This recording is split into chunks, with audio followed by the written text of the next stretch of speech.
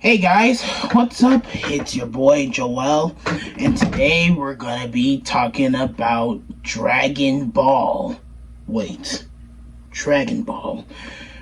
Why is that name so familiar to me? I was kidding. Wait, don't.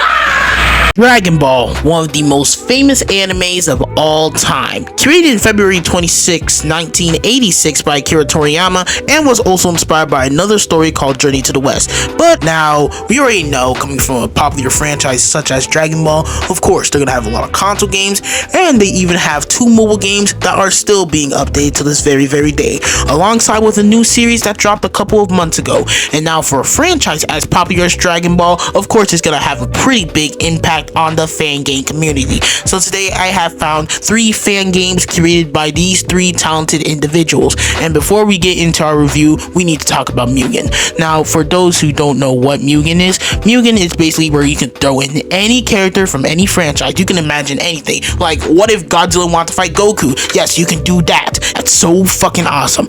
Also, note, before we get into the review of these games, please don't be an asshole to the curators that I mentioned in this video. I hope that these curators continue to strive on and become even better curators. Now, before we get started, make sure to power up as we dive into these Dragon Ball Z fan games.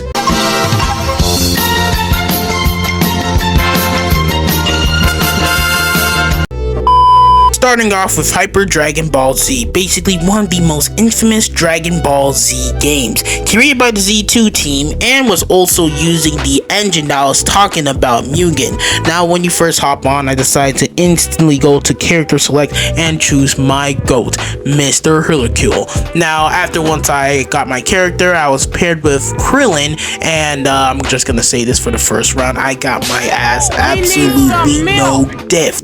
But knowing as the champion, I couldn't let this shit slide. I decided to get back and you playing Minecraft? I like your cut, G.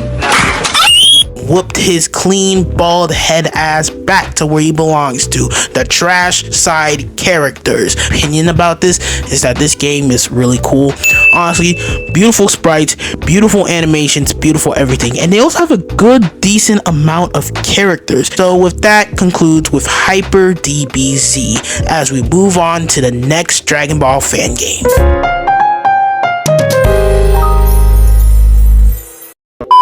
Now, starting off with the next game, Dragon Ball De-Evolution. Now, this game is a simple DBC fighter style game, which you can actually play on your browser as well. Now, what this game does is that it takes every single Dragon Ball fight. I'm talking about every single Dragon Ball fight from here to all the way probably to the end of Z. Now, with this is actually created by Texori, if that's how you say it. And also, by the way, I think like a couple of months ago, probably now even a year according to this video, I'm gonna say this here, they even have Dragon Ball Superhero. So yes, they have Beast Gohan, Orange Piccolo, whatever, all the current characters. Now I am curious though as if they're ever gonna plan to add Daima into it. Aside from that, this concludes an end to Dragon Ball De-Evolution. Now I'm gonna throw a little bit of my own opinion, and I'm gonna say that the controls are simple to use and the gameplay is, well, it's a fighting game, so honestly I can't really say much about the gameplay, but I must say the sprite and the animations, especially the beautiful pixel art, is especially nice and probably nostalgic for a few people.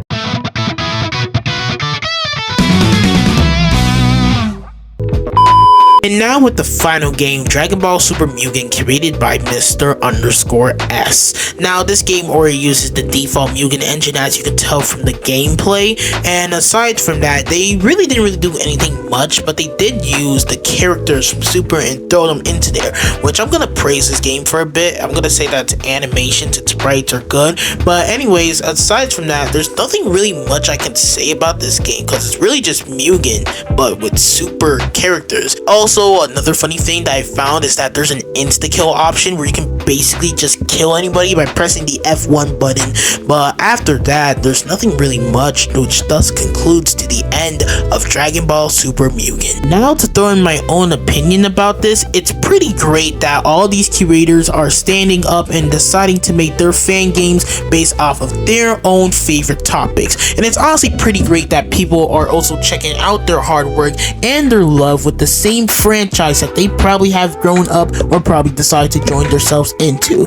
Now, aside from all of that, I just hope that all these curators in the future are able to use their skills and maybe even make even greater games. Now, that's all I want to say for the video. Make sure to like and subscribe, hit the bell for more notifications, and I'll see you guys later.